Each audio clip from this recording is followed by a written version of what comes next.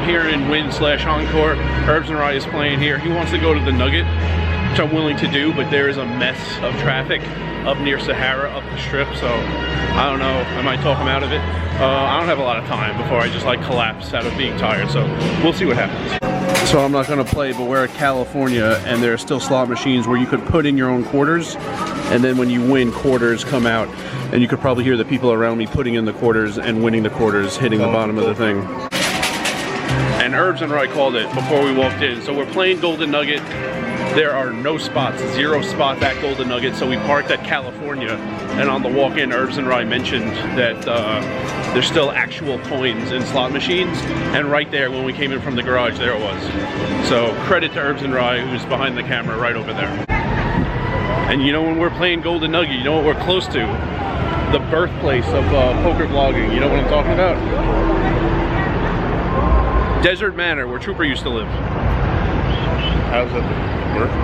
I've played the Nugget twice, both in 2021. This is the 3rd time ever. Nugget in Vegas. Have played the Nugget in AC before. Herbs and Rye finishing his last orbit. I cashed out. I've been awake like 40 of the past 43 hours. Might just have to sleep in my car for a few hours before Rio check-in. Might just take my laptop to Harrah's and see if I can edit this tired.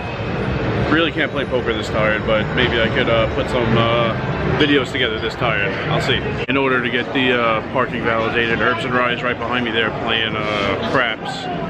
And I've been watching for a while. This could be literally the most bored I've ever been in my life. All right, so Herbs and Rye had me pick a number in craps, and he won. And because we're looking for the car, we don't know where it is.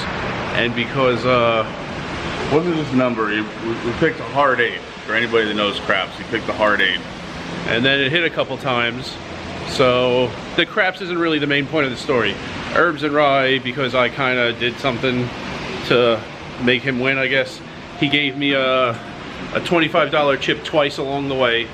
And then walking by to get the validation for the parking, the guy who does that was behind a blackjack table. So we played one hand of blackjack. I put one of the green chips down. Didn't know why the cards are being dealt face down. Like, I don't play, but I'm aware of what blackjack is. You're on board too. And so if the cards were face up, I wouldn't have touched them. I know hit or stand, kinda, they didn't like how I did it, but the cards are face down, so I bend them like poker cards. They got really mad at that. And then when I said hit, they didn't like that either. They said grab the cards. I was trying to touch the cards as little as possible. I thought that was like a big problem.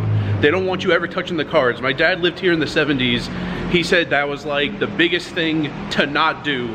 Don't ever touch the cards when you're playing blackjack. But they really wanted me to touch them. And then, of course it's rigged, because we both got a 12, and we both hit because the dealer was showing a jack, and we both got 22s. So, of course it's rigged, and it's even rigged whether or not they want you to touch the cards or not.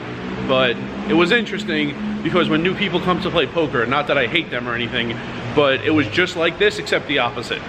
The other 2 people who were playing the entire time probably were not thrilled that I had no idea how to play one-handed blackjack. I won $510 in craps though, so it was well worth it. Yeah. And you made $25 for nothing, so. Despite Herbs and Rye telling me what was going on, I still had no idea, so I was just standing there watching. I could like repeat the words, but I still don't know what they mean. Well, I'm very tired, but I think I can make it another 6-7 hours till I can check in at the Rio. Also gonna use that time to edit all this. And that's a wrap on this series, except for one more video, what everything cost. That'll be tomorrow, and then back to our regularly scheduled programming. And by the way, Herbs and Rye asked me to pick a hard 8, a hard 6, a hard 10. There were 4 choices. I chose a hard 8 because I was bored so much. I was thinking about sitcom gambling scenes, and in Friends, there were like 2 or 3 episodes in Vegas. Monica and Chandler were gonna get married if Monica rolled a hard 8. So I was thinking 8s because I was thinking of that episode while Herbs and Rye was playing. That's why I chose hard 8, and it hit a couple times. That's why.